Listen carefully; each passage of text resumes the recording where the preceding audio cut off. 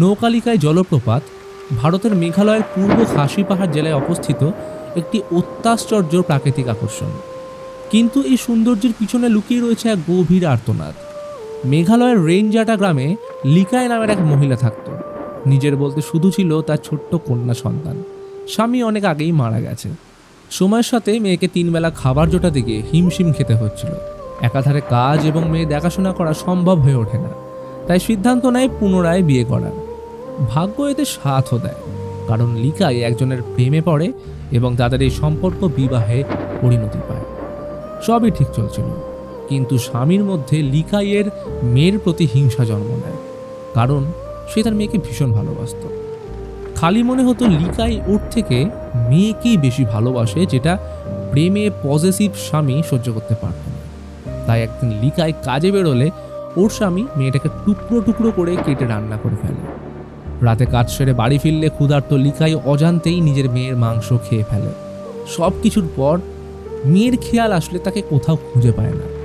স্বামীর থেকে কোনো উত্তর না পেলে এদিক ওদিক খুঁজলে উঠোনে মেয়ের কাটা হাত দেখতে পায়। তার বুঝতে অবকাশ থাকে না যে কি ঘটে গেছে। তাই রাগে দুঃখে গ্রামের এই পাহাড় থেকে এসে ঝাঁপ মারে।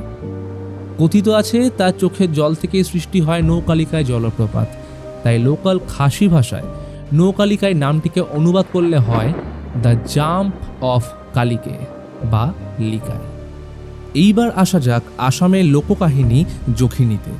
বলা হয় যখন কোনো মহিলা তার জীবনের খুব কাছের কোনো ইচ্ছে বা স্বপ্ন পূরণ করতে না পেরে মারা যায়, তখন তারা যখিনীতে রূপান্তরিত হয় এবং যখিনী প্রেগনেন্ট মহিলাদের থেকে তাদের বাচ্চা চুরি করে নিয়ে যায়। আসামে যখিনীর আরেকটা গল্প কথিত আছে। সে নাকি গাছে উঠে ভগবান ইন্দ্রদেবকে উপহাস করে, যার কারণবশত ইন্দ্রদেব তাকে বজ্রপাতের মাধ্যমে মারার চেষ্টা করত এবং এই কারণে গল্পে আমরা বিভিন্ন জায়গায় বিদ্যুৎ চমকাতে দেখি, অর্থাৎ এটা একটা মেটাফোর। কিন্তু এই গল্পে আমরা যখিনীর এক অন্য রূপ দেখি। যেটা জানতে হলে অবশ্যই আপনাদের দেখতে হবে যখিনী মুভি, যেটা পাবেন ক্লাউড গেজার্স প্রোডাকশন চ্যানেলে, আর এক্সপ্লেনেশন পাবেন আমার চ্যানেল হন্টিং রিয়েল এমে।